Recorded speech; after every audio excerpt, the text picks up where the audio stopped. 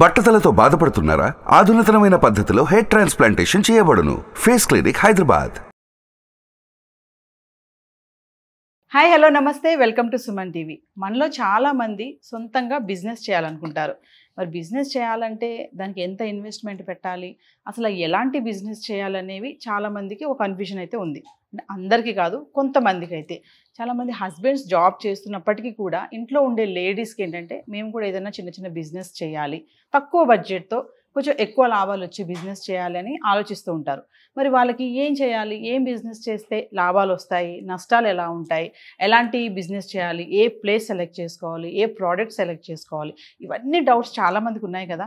మరి ఇలాంటి డౌట్స్ అన్ని క్లియర్ చేయడానికి, మనకి చిన్న చిన్న బిజినెస్ ఐడియాస్ చెప్పడానికి ఈరోజు మనతో ఉన్నారు మన special guest, Aurora's business school associate professor Kameshwari madam. మరి మేడంతో మాట్లాడదాము, ఆ బిజినెస్ ఐడియాస్ ఏంటో మీతో పాటు నేను కూడా తెలుసుకుంటాను.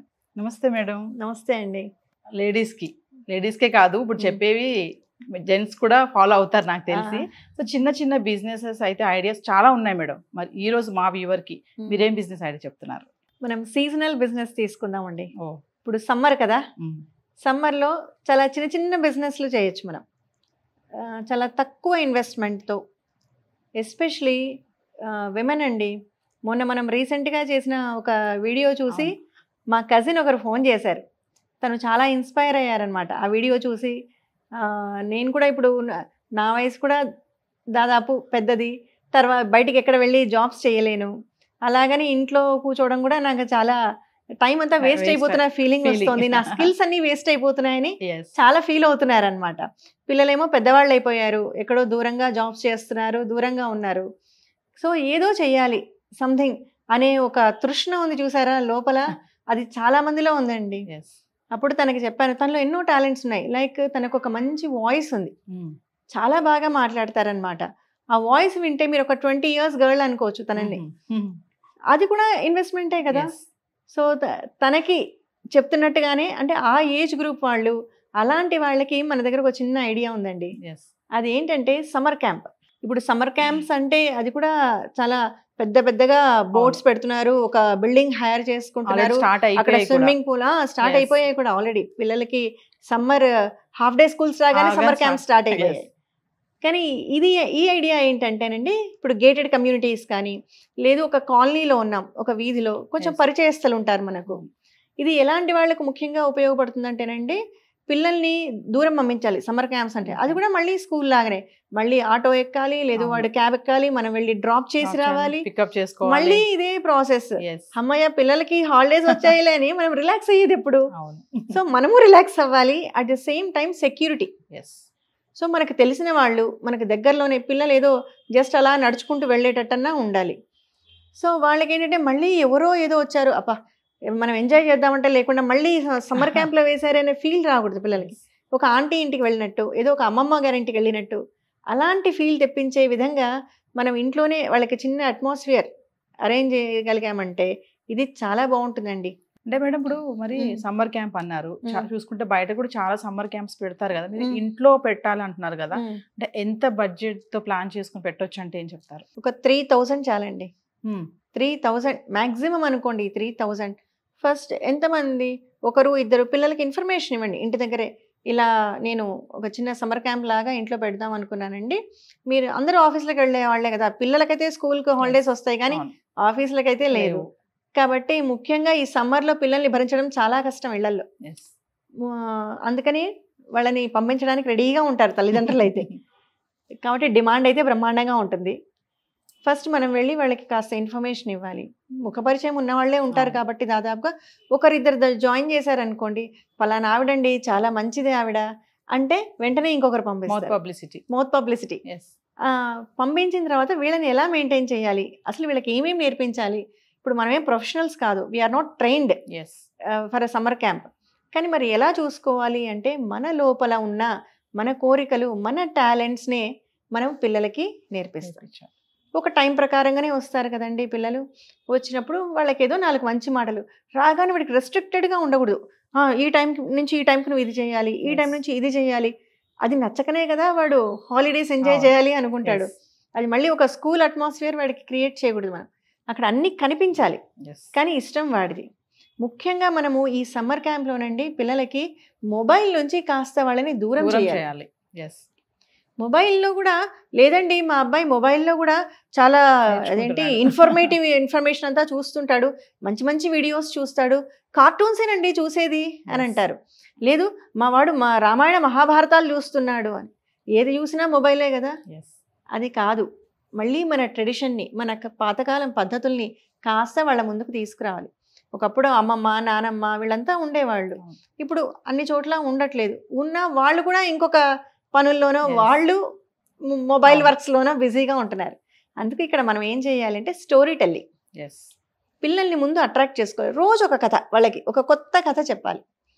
పిల్లలు బాగా ఇన్స్పైర్ అయ్యే విధంగా, మోటివేట్ అయ్యే విధంగా వాడికి నిలిచిపోవాలి. వాళ్ళకి ముసలితనం వచ్చినా కూడా చిన్నప్పుడు ఆంటీ నాకు ఆ కథ చెప్పారు అని గుర్తుపెట్టుకుంటారు. అలాంటి కథలు చెప్పడం. తర్వాత ఇంకా ఈ డ్రాయింగ్ ఆర్టికల్స్ అవన్నీ మనం అక్కడ అరేంజ్ చేసి ఉండాలి. వాడికి ఇష్టం వస్తే అది తీసుకొని చేస్తాడు. అలాగే ఇప్పుడు ఒక 50 రూపీస్కి ఈ హౌస్ మేకింగ్ అని ఫిక్స్ చేసే వస్తాయి. అలాంటి కొన్ని మెటీరియల్ తెచ్చిపెట్టామనుకోండి, అది చేస్తారు. తర్వాత వాళ్ళతో ఇంటరాక్ట్ అవ్వాలి. పిల్లలతో నీకేమి ఇష్టం, నువ్వేమవ్వాలనుకుంటున్నావు, అట్లా పిల్లలకి ఇంటరాక్ట్ అయ్యే మనుషులు లేక కూడా అది కూడా చాలా మందికి దొరకట్లేదండి. సో అది మనం ప్రొవైడ్ చేయొచ్చు ఇక్కడ సమ్మర్ క్యాంప్లో. మేడం ఒక విషయం చెప్పండి, గ్రేటెడ్ కమ్యూనిటీలో అంటున్నారు కదా, సపోజ్ ఇప్పుడు వ్యూవర్స్ చూస్తుంటారు కాబట్టి గ్రేటెడ్ కమ్యూనిటీలో సమ్మర్ క్యాంప్ పెట్టాలి అంటే మరి ఎలా మనకి ఆ ప్లేస్ ఎలా అక్కడ సెలెక్ట్ చేసుకోవాలంటారు, ఎలా ఉంటుంది ప్లేస్ తీసుకోవాలి, ఏమేమి అరేంజ్ చేసుకోవాలంటారు, ఏమేమి ఐటమ్స్ తెచ్చుకోవాలి? మనలేనండి, ఒక రూమ్ని మనము కేటాయించుకోవాలి. ఒక రూమ్ని, అందుకే వాళ్ళకి హోమ్లీ అట్మాస్ఫియర్ మనం క్రియేట్ చేయగలగాలి. నేను అదే అంటున్నాను, మనం ఒక సపరేట్ బిల్డింగ్ సపరేట్ ప్లేస్ అనేసరికి వాడికి అది మళ్ళీ ఒక స్కూల్ ఇదే లేదా ఒక ట్యూషన్ అనుకుంటాడు. అంతే తప్ప ఒక ఇల్లు ఏదో ఫ్రెండ్ ఇంటికి వెళ్ళి వచ్చాననే ఫీలింగ్ కలిగించాలి మనం. ఒకప్పుడు మనమంతా ఎలా ఉండేవాళ్ళం, సమ్మర్ వచ్చిందంటే ఫ్రెండ్స్ ఇంట్లోకి వెళ్ళిపోయేవాళ్ళం, వాళ్ళ ఇంట్లో కాసేపు వీళ్ళ ఇంట్లో కాసేపు వాళ్ళందరూ వచ్చి మన ఇంట్లో ఉండేవాళ్ళు. సో ఇప్పుడు అదంతా తగ్గిపోయింది కాబట్టి అలాంటి అట్మాస్ఫియర్ని క్రియేట్ చేయగలగాలి. అలాగే పిల్లలకి హెల్త్ డ్రింక్స్ ఇవ్వాలి. ఏదో మంచి ఈ పపాయ కానీ తర్బూజా కానీ ఇలాంటి వాటర్ మెలాన్ ఇలాంటి జ్యూసులు అప్పుడప్పుడు ఇచ్చామనుకోండి.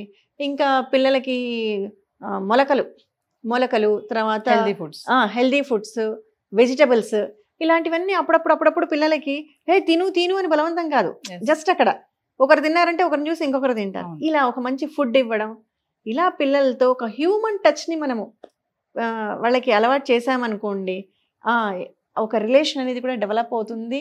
దానివల్ల తల్లిదండ్రులకు వీళ్ళకి ఇరుపక్షాల వాళ్ళు కూడా లాభం పొందుతారండి దీనివల్ల. అయితే మేడం ఇప్పుడు 3000 ఇన్వెస్ట్మెంట్ చేయమంటున్నారు. సరే 3000 ఇన్వెస్ట్మెంట్ చేసి నేనైతే పెట్టాను.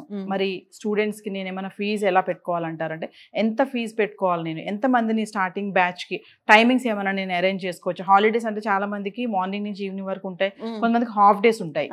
టైమింగ్ షెడ్యూల్ కానీ ఫీజెస్ కానీ ఎలా పెట్టుకోవాలంటే ఏం చెప్తారు? మినిమం 1000 ఫీజు పెట్టుకోండి చాలు. మీ ఇన్వెస్ట్మెంట్ 3000. 15 మెంబర్స్ వచ్చారనుకోండి పిల్లలు, మిగిలిపోయినట్టే కదా మిగిలిందంతా కూడా. అట్ ద సేమ్ టైం మీరు కూడా లాభం పొందుతున్నారండి. ఎలా అంటే మీరు కూడా ఆనందం పొందుతున్నారు కదా పిల్లలతో టైం స్పెండ్ చేసి, అది వెలకట్టలేనిది.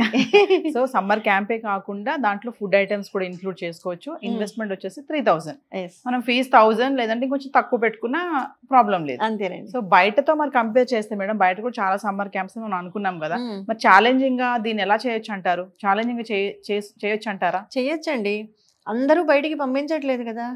మీరు చూడండి, అసలు ఒక ప్లేస్ తీసుకుంటే ఎంతమంది అలాంటి సమ్మర్ క్యాంప్స్కి పంపిస్తున్నారు వాళ్ళ పిల్లల్ని. పంపించినప్పటి నుంచి మళ్ళీ టెన్షనే, పైగా వీళ్ళు వెళ్తారో లేదో తెలియదు. కాబట్టి ఇది చాలా మంది ప్రిఫర్ చేస్తారు. మన ఇంటి దగ్గర మన వాళ్ళ దగ్గర ఒక పెద్ద ఆవిడ దగ్గరికి మన పిల్లల్ని పంపిస్తున్నాము. సో మంచి మాటలు చెప్తారు, మంచి నేర్చుకుంటారు వాళ్ళు అక్కడ. ఈ సమ్మర్లో నువ్వు ఏం నేర్చుకున్నావు అది స్లోగా క్యారీ ఫార్వర్డ్ అవుతుంది నెక్స్ట్ ఇయర్కి కూడా ఆ ట్రెడిషన్. సో అంటే చాలా మంది లేడీస్కి కొన్ని టాలెంట్స్ అయితే ఉంటాయి, వాళ్ళు ఏంటంటే సమయం లేక వాటిని బయట పెట్టలేరు. మీరు అన్నట్టుగా బయటకు వెళ్ళి వాటిని ప్రూవ్ చేసుకునే లేని వాళ్ళకి కూడా ఈ బిజినెస్ అనేది కొంచెం ఒక ఐడియా లాంటి. తర్వాత వీళ్ళకి ఈ రిలేషన్ కంటిన్యూ అయింది అనుకోండి, అంటే ఆ పేరెంట్స్కి మనకి రిలేషన్ కంటిన్యూ అయితే తర్వాత ఏమవుతుంది, పిల్లలు స్కూల్ నుంచి 4 o'clock వచ్చేస్తారండి, వీళ్ళు ఆఫీసుల నుంచి రావడానికి 6, 7, 8 అవుతుంది. ఆ చిన్న పీరియడ్ అంటే ఒక 2-3 hours పీరియడ్ కూడా ఎవరైనా కావాలి.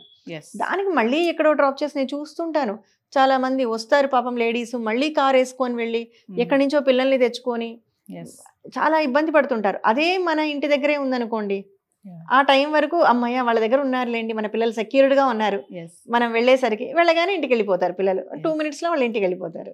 సమ్మర్ క్యాంప్ కాకుండా Summer camp. Caring, child caring లాగా అది కంటిన్యూ అవుతుంది. ఇంకోటి కూడా చెప్పారు. Thank you ma'am. థ్యాంక్స్ అండి.